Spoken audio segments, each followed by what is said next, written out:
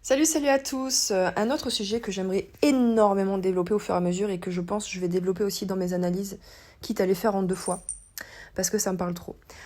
Euh, je sais pas si vous aviez, si j'en avais un petit peu parlé dans un de mes précédents vocaux, mais je suis un petit peu sur l'étude de la régulation de mon système nerveux.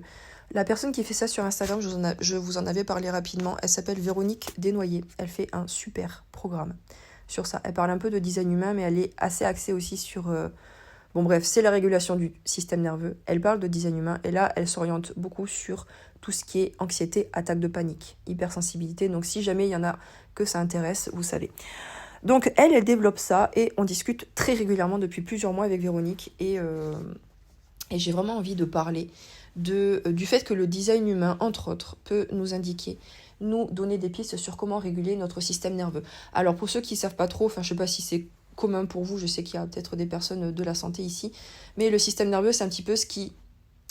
c'est notre système d'autorégulation, celui qui nous permet d'être ou dans une phase de stress ou de relaxation et qui est nécessaire. Les deux sont nécessaires en fait pour la régulation de nos systèmes sympathiques, parasympathiques, tout ce qui est végétatif et tout ce qui est autonome, etc. Donc, quand on a un système nerveux qui est ce qu'on appelle dérégulé, ce qu'on appelle aussi activé, c'est quand on a un pic de stress et que ce stress, au lieu de savoir l'évacuer sainement, on le conserve. Ce qui donne, à terme, des burn-out, des gens à bout, du stress, de l'anxiété, de l'insomnie, de la dépression, etc., etc. Tout ça, c'est parce que notre système nerveux, en fait, c'est un gros stockage, un gros espace de stockage, et il a besoin de décharger. Et on n'est pas du tout éduqué à décharger cet espace-là en nous. Ce qui fait que, voilà, bon, je vous ai raconté vite fait, vous avez bien compris ce que c'est. Donc, il y en a qui sont naturellement assez régulés, qui savent comment se réguler. Et d'autres, comme moi aussi, entre autres, où on galère sa race pour réguler ce système nerveux. Donc, on est bien content qu'il y ait des programmes comme celui de Véronique qui existent pour donner plein de pistes. Et le design humain nous donne des pistes excessivement précieuses. Donc, je suis dans un état, dans beaucoup d'observations. D'ailleurs, à terme, je pense que je ferai un appel sur Insta pour des personnes qui auront expérimenté ça et qui pourraient permettre l'élaboration d'un e-book. Parce que voilà, avec Laurie, vous savez, on est pas mal orienté sur les e-books pour transmettre nos connaissances et pour transmettre aussi le design humain sous des supports différents. Donc, il y aura certainement un appel à ça. Et d'ailleurs, si vous voulez qu'on en échange, je parle pas très bien français, qu'on échange sur ce groupe-là par rapport à ça. Mais moi, un des points que je pourrais vous partager, c'est celui du tête et racines non définis, parce que chez moi, ils sont non définis. Et au passage, mais ça, on est au tout début de l'étude avec Laurie, parce qu'on a notre projet avant, qu'on sortira le plus tôt possible, mais on ne sait pas quand, c'est que chaque centre a son potentiel de pression et de dépression. C'est-à-dire que chaque centre, quand il est utilisé de manière incorrecte, va amener son potentiel de dépression. Par exemple, chez moi, je prends mon exemple pour que ça soit plus parlant, je dis pas parce que... chez moi, j'ai le centre tête et racines qui ne sont pas définis. Je crois que j'ai le centre tête complètement ouvert en plus. Ce qui fait que chez moi, je suis dans une intolérance quasiment totale au stress mental et au stress physique. C'est-à-dire que, je bégaye, c'est-à-dire que quand je suis dans un espace où il y a du stress mental et physique, déjà je vais être en PLS, je vais être suractivée d'un point de vue système nerveux, je vais mettre un temps fou à redescendre. Et si je reste dans cet état-là, mes centres ils vont être stimulés en permanence, chose qu'ils ne sont pas programmés pour, et ça va déjà me suractiver au système nerveux, je vais avoir du mal à me décharger, je vais avoir du mal à évacuer tout ça.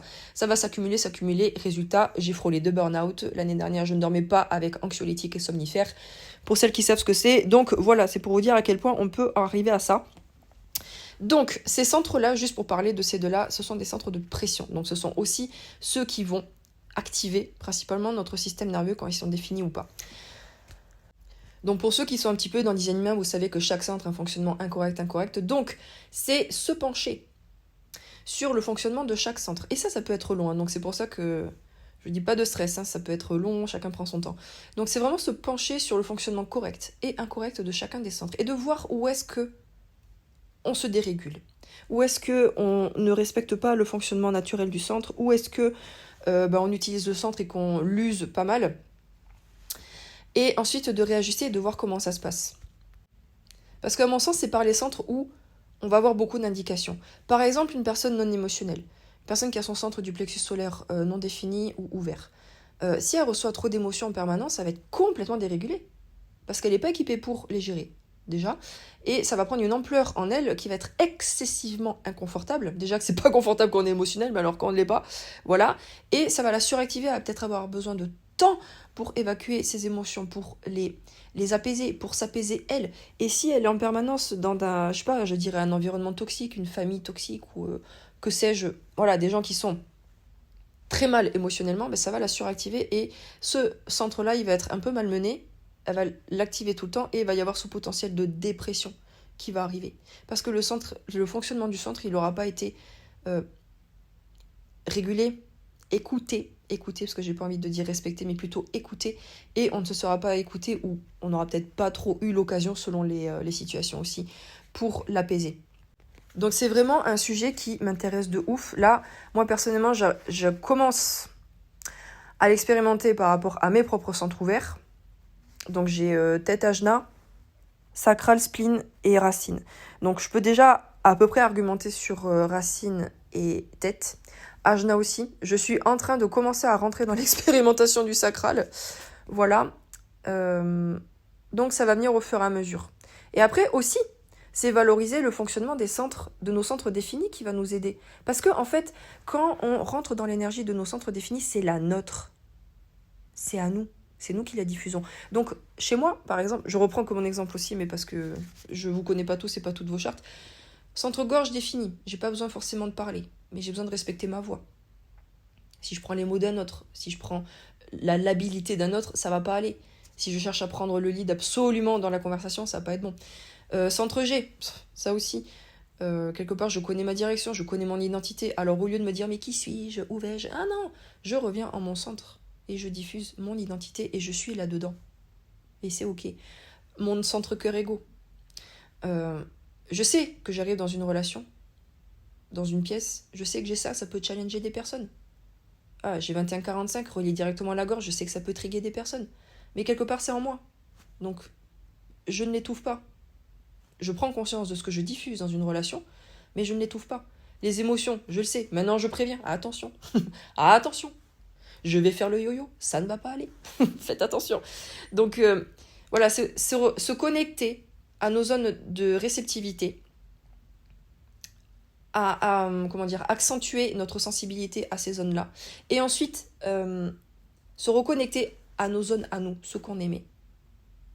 À mon sens, c'est déjà un énorme travail. Un énorme travail de déconditionnement, de déconstruction de patterns. Rien que ça. Rien que ça. Donc voilà, c'était une petite ébauche de ce que j'aimerais travailler, ce que j'aimerais diffuser au fur et à mesure. Donc j'aimerais beaucoup vos retours par rapport à ça. S'il y en a, si vous voulez échanger par rapport à ça, parce que vraiment je pense à un support, un e-book. On pense aussi à un e-book sur la dépression avec Laurie, parce que ça nous parle beaucoup.